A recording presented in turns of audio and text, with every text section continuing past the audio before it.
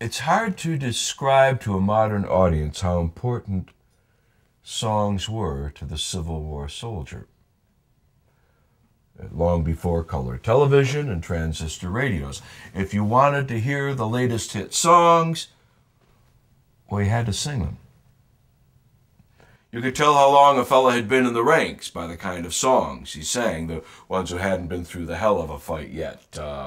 Songs like, if we fall amid the fray, boys will fight them to the last, shouting the battle cry of freedom, and our comrades brave shall hear us as they go rushing past, shouting the battle cry of freedom. Our Union forever, hurrah, boys, hurrah! Down with the traitor and up with the star. Oh, we'll rally round the flag, boys, we'll rally once again, shouting the battle cry of freedom.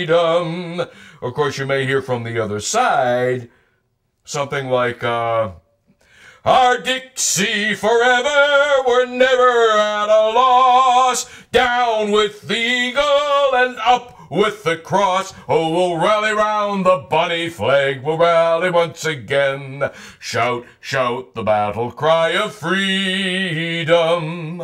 All kinds of things would happen along the lines at night. The pickets would be right up against each other. They could shake a hand across if they had a mind to. And many times they did. Oh, much to their mutual officers' dismay, crazy things would happen. Outside of Richmond, a group of Confederate pickets, they got to know the Yankee pickets real well, first name basis. Turned out the Yankee boys were from Maine, and they'd been in ranks for close to 2 years, and, hadn't really even been near a pretty girl in that whole time. Well, there was a dance being held in Richmond. Confederate fellas, they felt kind of bad about it, so they put their heads together. They figured out how to do that. They snuck their new Yankee friends out across the lines there, gave them gray jackets, and they all went to the dance together. Or Petersburg. Months those fellas stood in those trenches eyeballing each other outside of Petersburg. Bored! One group of pickets, north and south, they switched sides for 2 weeks. Nobody ever knew the difference. The most moving example of this, for me, though, is the Battle of Stones River. That'd be Murfreesboro, Tennessee. That battle raged for 4 days, and on the eve of the 5th, the troops fell exhausted upon the frozen ground to grab some semblance of sleep. Over in the northern side, the Yankee band started to strike up some martial airs to raise the tired spirits, and so the men started singing. And then they sang loud. Oh. But then when they were done, they were surprised to hear the same song coming back at them from over the Confederate lines with Southern words. And louder. Well, this set up a little impromptu competition. One side, the other, louder, louder. Then one of the Yankee bands began to play Orally. When the blackbird in the spring 'neath the willow tree sat and rocked, I heard him sing, singing orally.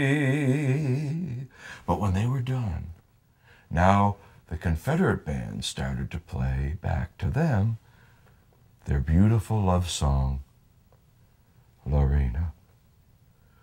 The years crept slowly by, Lorena.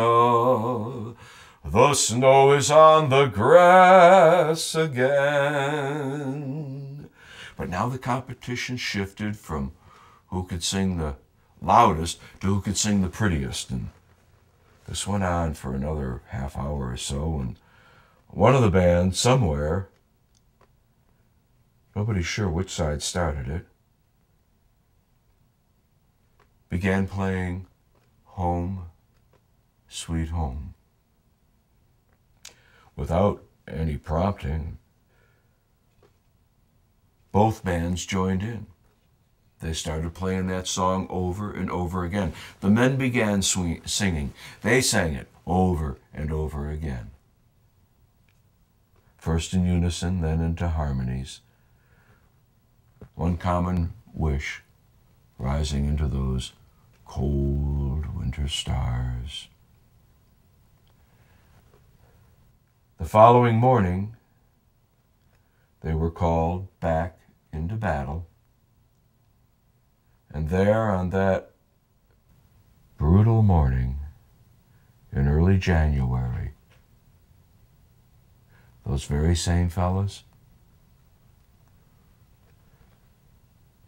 well, they annihilated over a third of each other's armies. So here's some sounds we might hear around this countryside of ours, 1864, 65, mostly evening time.